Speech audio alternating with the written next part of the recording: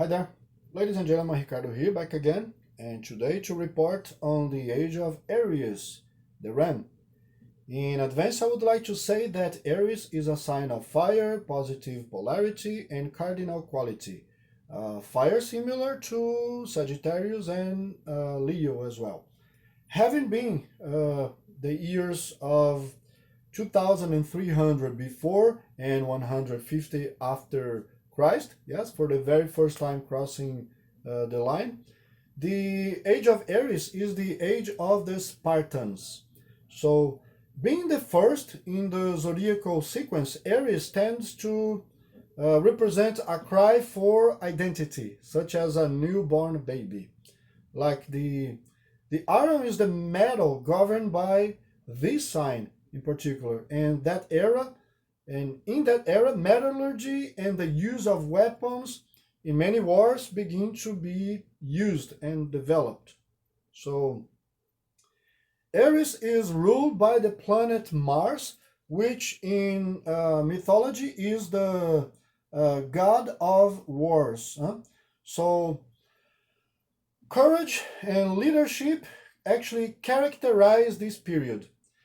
This is an era where the myth of the hero and the male codes of virility, also Spartan habits, athletes, gladiators, gymnasts, and the Olympics are born.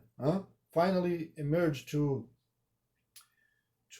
humans, and this is the era of wars. Yes, unfortunately, the era of wars. Very barbaric, to be very honest. So many conquests where its ignorance and impulsiveness bring with it a sense of independence. So kings and pharaohs acquire that time even more personal power, while civilization that depended on the land, such as Egypt, suffered certain decline at the end of the Taurus era.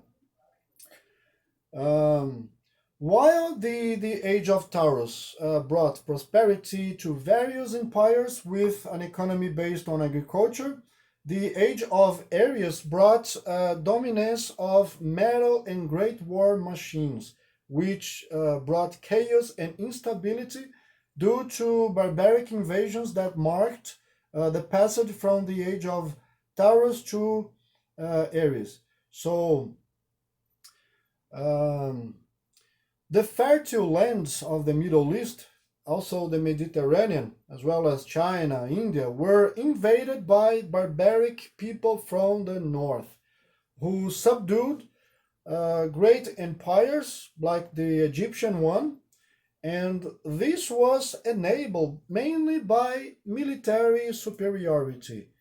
The vengeful and bellicose God of the Old Testament is a very strong symbol of the Age of Aries, as well as Moses, who, besides breaking a golden calf in announcing the end of the Age of Taurus, leads the Hebrews to the Promised Land in an attitude of independence, of the search for independence, and perhaps, of course, more prosperous lives and so on. So, due to territorial invasions, nations and cultures begin to merge during this age. So, Persians, Greeks, and Latinos are some of the people that mark the Age of Aries. So, the merger between them, yes, gives rise to the ethnic base that would later on constitute European states. Uh, you see, Aries is the opposite sign of Libra. So Aries, like I say, it's a cardinal sign as well as Libra, but Aries points to the north, Libra to the south, Huh? So Aries is the first, Libra is the seventh, and Libra is actually complementary to Aries, and Libra in this process, therefore, influences the fusion between nations, and Of course, however violent the invasions in this period may have been, the clash of these nations also, was also a propitiator of philosophical questions, also religious and political ones as well.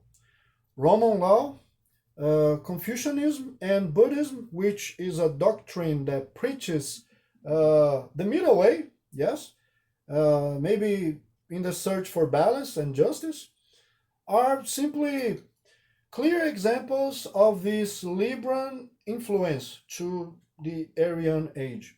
So, Athenian democracy also suffered from such influence, bringing a certain freedom of expression. Aries was the age of personal power, huh? Individual power of the kings and pharaohs, where monarchies predominate, where kings are above the law, and they were protected by the shield of religion, with the kings being the direct link between God and their people as well.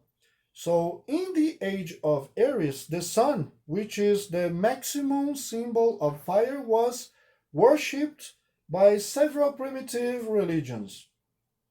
Uh, it is interesting to note that the God of the Old Testament in force, actually was the main force during this period, was a vindictive, masculine God and extremely attached to the cult of fire, which means basically repression and violence against those who would go against.